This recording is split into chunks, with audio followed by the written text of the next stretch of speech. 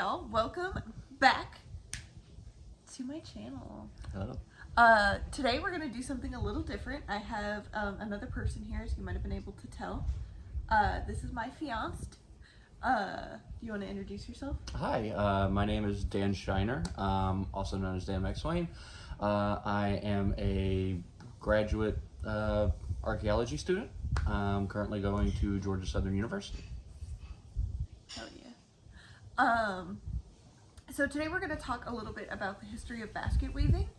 I think that's all I got. Tell me about baskets. Okay. Yeah, so basketry is, I believe, a universal human concept and an art form. In Western society, up until recently, maybe, and even in some cases still today, we never really, Europeans have never really considered high art to be crafts, especially. I think the other way. Huh? Crafts are not high art. Yeah, crafts are not high art according to a lot of Western civilization. Primarily because of high art is not functional art. Well, most indigenous cultures radically disagree.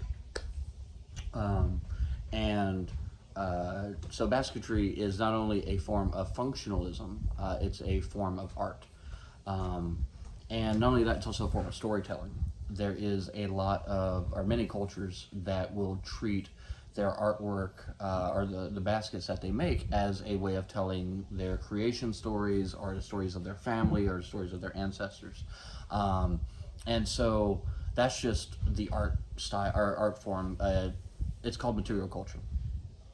And in a material world, and I am a material girl. Hell yeah. Madonna, don't sue me. Yep, it's a lawsuit coming. One of my favorite basket making cultures is actually called the basket maker 2 culture.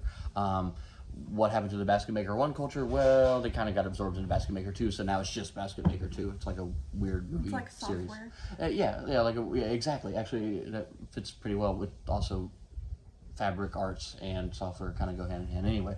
But with basket maker 2 and basket maker cultures in general, they were pre to the ancestral Puebloans. The ancestral Puebloans primarily are out in the Southwest.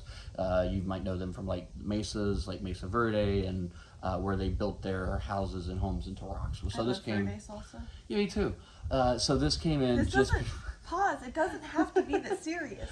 It's my YouTube channel where I talk about underwear. Okay. And put cat hair in resin. Oh yeah. Okay. Cool. So, with basket making, the basket maker 2 culture, what they were able to do, and ancestral Puebloans after then, were able to actually make baskets that held water that you could cook in.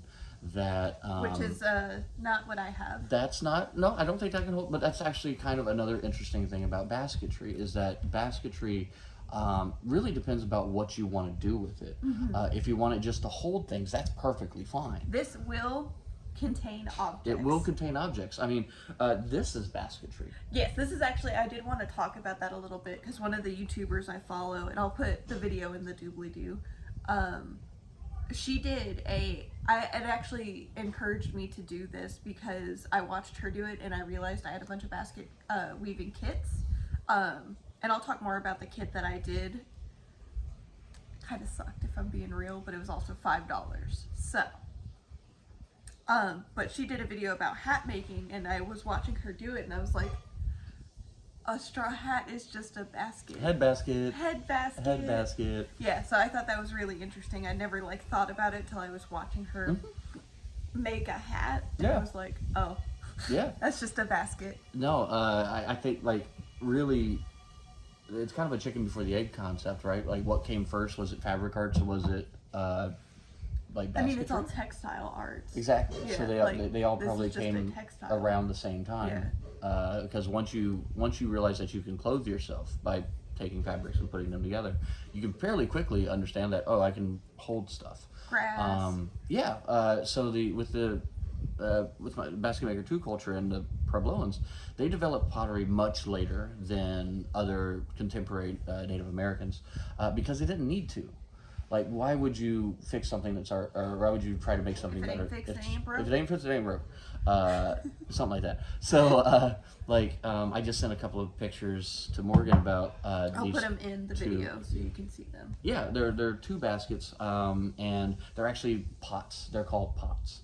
And there's a reason for it. It's because what they did is they created a basket and then they put tree sap on the inside and on the outside of it, which makes it watertight. And you can cook with that. And as you're cooking with it, it actually kind of acts like pottery, where it will temper. And so it'll make it into these very lovely baskets that can then be used for generations.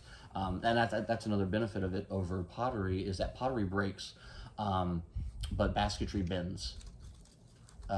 And so, there's a wonderful, beautiful history of basketry. What I would recommend people to do, if you are really interested in indigenous basket making, is look at the Southern Basketry Indian Arts Center, I think it's what it's called.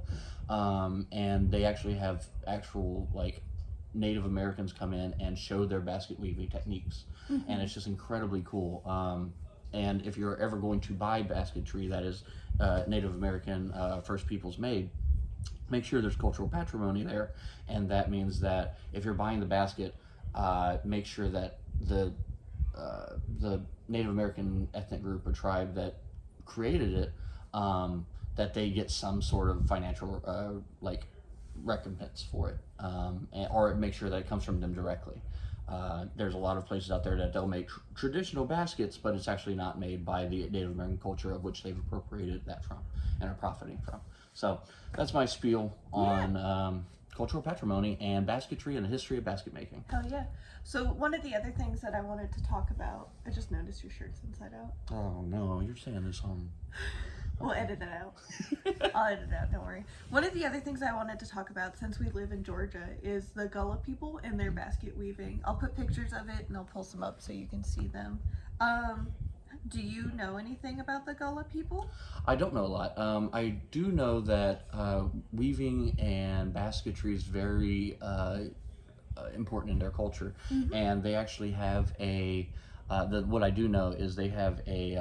so these are the kind of baskets that they make. They make them out of sweetgrass. And the one thing I actually did learn is that there's actually, there's genealogy tracing. Of the basket of the baskets history. themselves. You can actually tell which family somebody's from based upon how those they baskets make the baskets. Because of mainly if you look at the center, there's a different starting pattern, and it's almost unique. It's kind of like a fingerprint. And so if you look at their basketry, there is literally a genealogical progression of their family, which I think is incredibly cool, and also very common around the world. Yes, I think the Gullah baskets do have a lot of West African roots, if I'm right. I could be wrong. West African, I'm sure there's indigenous, that's what I love about the Gullah Geechee in general, is that they are, really, they're a culture that came around during slavery and in connection with hiding out and actually resistance against slavery. A lot of things that we, as contemporary people like to think about is the fact that that's beautiful, is the fact that slaves were freed by Abraham Lincoln, and that was the only real resistance of slavery that happened. But there wasn't. There was both direct insurrection, and then there was also indirect, just running away and living out where especially they here. can't touch you. Yeah, especially here. With here being like the Georgia and South Carolina region, because there is there are so many places that are inhospitable. Yep. Like the swamps and the all of that, and so the Okefenokee is a good example. They would just be like, yep. There's and a really come great back book for on that. people and take them back. Yeah, and so I think basketry is really involved in that story in general, not only from an indigenous resistance perspective, but also from formerly enslaved people in resistance to colonialism. I also this is a little bit more personal, but I feel like there's something so, and this is how I feel about a lot of handmade items, is that we've been doing this for so long. It is such a connective tissue to people. Because, like, so the very first time that I wove a basket, I was 4. Yeah. My great-grandmother taught me how to weave baskets out of pine straw. She's a crazy woman. She's crazy. But, like, the fact of it is like, and, like, you know, this is me being, like, a very spiritual femme moment. Is this, like, gospel or anything? I don't know. But, like, I do think there's a lot to be said about gender, too, because, like,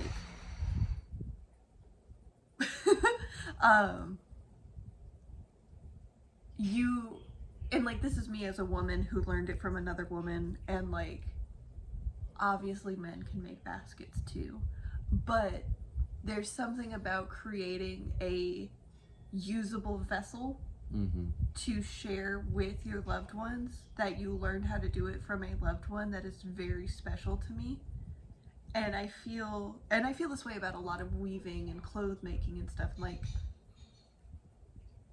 the inherent care and, like, when I say femininity, I don't mean like, no, yeah, you don't mean like it's forced to be that. Yes, just, but like it is this deep connection about caring and creating and family. a vessel, and and again, obviously men can do this too, but it does.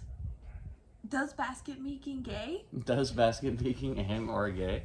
But no, I think there's something about, in the same way like gardening or knitting or anything like that is like, it feels like this deep historical connection to so many different places. And I don't know, it's just really nice. I agree. I think it's a representation of your environment, right? So you're not going to make a basket out of material that isn't natural to your area generally, unless, like, obviously, unless you that may not be, but like, because I'll talk about this, I guess I can talk about it now. I bought this kit at a thrift store. She was selling a whole bunch of them, and they were $5 a pop, so I bought all of them and then gave them all to my friends. And I was planning on doing like a basket weaving night, but I literally bought them like 6 months ago and we haven't done it, so I just made mine. So heck yeah. I'm sure it's on the label and I can read it and put it in the description, but it is like a native reed material that, like, you soak to make wet and soft. Yeah, no, I think like, honestly, if you made a part 2 of this video of like, hey, let's go see if we can find stuff. I would make it out of probably pine needles, because we have so many of those here, and that's what I learned how to do originally. Or we go to Finney Swamp and go to Finney, or even down to the river here and get some river reeds. River reeds. Yeah. But yeah, no, I think it is a reflection of like how you decide to start it, what you decide to make it from. It is literally, I think, so it's like ceramics. Like, you are going to make it out of the clay you have. Yeah.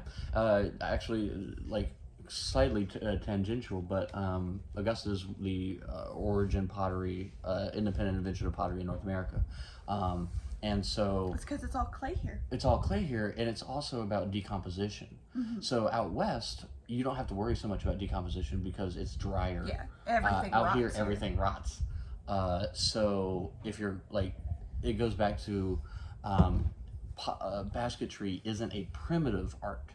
And I think that's one thing we have to think about. I think it's okay to say, well, I guess it's because primitive has so many things, because it does feel... It's loaded.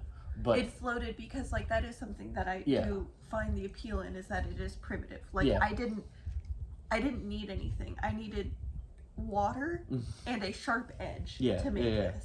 Well, so I think what I mean by that in a negative sense is think that there can be a negative connotation. Yeah, there's negative connotation to the primitive, saying that it's primitive, because it implies not technologically advanced. And if you go to, let's say, Southern California and sit there with the basket weavers, you're going to realize that it is as intricate of an art as making anything here, or anything with modern stuff. It is, if not more, in a lot of sense. So it takes highly advanced skills to learn how to do this. It is not a low technology. It is a low, What I mean by technology is, I mean technique. It is not. Because like you don't, because that is one of the things that it appeals to me. It's like I could literally go on a walk and make a basket by the time I come back. Yeah. And like technology doesn't mean material. Yeah. Technology indicates lack of, or it indicates advanced production. Yes, and I think it is important to. It's the whole crafts versus art thing, to be like, oh, obviously these brown people couldn't have made this, and it's like, well, it's almost kind of the opposite. If you read a lot of historical accounts, they talk about how this primitive, backwards culture did this, but then they will take very specific mention of basketry, except for these beautiful and intricate baskets. And I think that's also something that happens with the Gullah culture specifically. Yep, exactly. Because, you know, how could they do something how like could this? Yeah. It's like this, like the Peter Griffith race card. Yeah. You know, and like aliens. Yeah. First alien mention. Mention. The aliens made the baskets. Von Daniken's an asshole. Do we curse on this You can bleep channel? out asshole. I don't. It's fine. No, I think it's fine. I think it's fine. Von Daniken's the guy that came up with the ancient aliens. He took it all from Heinrich Himmler. Another story. Okay. But we're a little diverging. Let's get back to baskets. Back to basketry.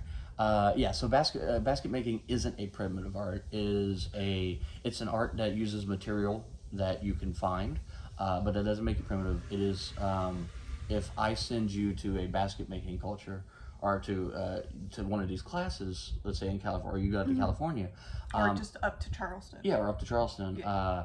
Like, you're going to be able to make some simple things, but it's going to take years of practice. Yes, and expertise. That is definitely one thing that I really struggled with this, because again, I haven't made baskets since I was a young child, and I'll post all of this stuff so you guys can see it, but like, you can watch me really struggle to figure out how to put it together, and part of that's because the instructions weren't that great, but like, ooh, can we do a video on flint napping? Yeah, we can do a flint napping video. I want to talk about technology. It'll be in the fall, because I have a list. I have a secret list of stuff. Join the Patreon and you'll get sneak peeks. Heck yeah. This is my only Patreon member right now, so come join him and you get sneak peeks of what I'm doing. And you might be on the video. Don't promise them that. Actually, you know what? Might is fine. You might be. You might be. If you have a cool art skill, and it could literally be anything. If you have a cool art skill and you join my Patreon, you can bring on my mentor, Dr. Jennifer Trunzo. She has a lot to. She's also an archaeologist. Also has a lot of knowledge of like pottery and also she makes her own LARP costumes, which is very cool. Very cool. Yeah. So. Yeah. So yeah. No, reach out. I am always looking to expand my channel and to do new stuff. I think this is a good wrap-up point. I think so too. So next, what I'm gonna do is I'm gonna put all of the basket making video on it and talk through that, because it was a process. The label lied to me. It said that this was an hour-long project. It took me 45 minutes to get ready to start making the basket. This was a lie. But yeah, other than that, thanks so much for watching. Do you have anything you want to promote? Yeah, let me plug my my channel. This is, I guess, going to be my first cross video, or my first video. Well, you have some videos on your thing, don't you? Not really. Yeah. You have your travel vlogs? Yeah, I know. I never really did it. Oh. I recorded a whole lot of footage, and I'm bad at editing, so. Editing's hard. Yeah, it's the hardest part, I think. But no, I really want to actually do talks like these where I talk about, maybe a piece of art or a piece of material culture and just how cool it is and interesting and cultural patrimony. So follow me on, I think I'm Danthropology2 on YouTube. I'll also put everything in the link below. Danthropology2 on YouTube and some other social media sites. And I'm thinking about starting I started a TikTok, but I haven't used it yet. I will not start a TikTok. I will start a TikTok. I'm gonna get impersonated on TikTok. Yeah. But yeah, no, Basket's really cool. Do you love him? I love him very much. Do I have a basket? Should we have a basket for being on the video? No? I don't get a basket? Based. Alright, but that's me. It was wonderful being here. Alright, so we're gonna get into actually making the basket. And as always, thanks for watching, and I will see you guys in the next one. Bye. All right, so first, in order to make the wood soft and pliable, we had to soak it, and my cats were very interested in this part. Next, this is the part that took so long, is you had to take all the wet pieces of wood and cut them into the right lengths. Between the soaking and the cutting, it literally took so long, which is why I think this was a lie that I said it was only going to take an hour. It took me about 3. Next, after Fetty's help, I started to weave. This is a very traditional weave. You just kind of like put one down and then the next, tie them together and keep going. I really do wish I was a little bit more in frame, but you know, I wasn't going to take the basket apart just to reshoot the film. Next, we started weaving in the sides and going up the sides as you keep going. The last part was wrapping the handle, which I thought was the most fun part, and I really enjoyed just wrapping the handle up. Finally, you took one of the skinnier pieces and wrapped the rim.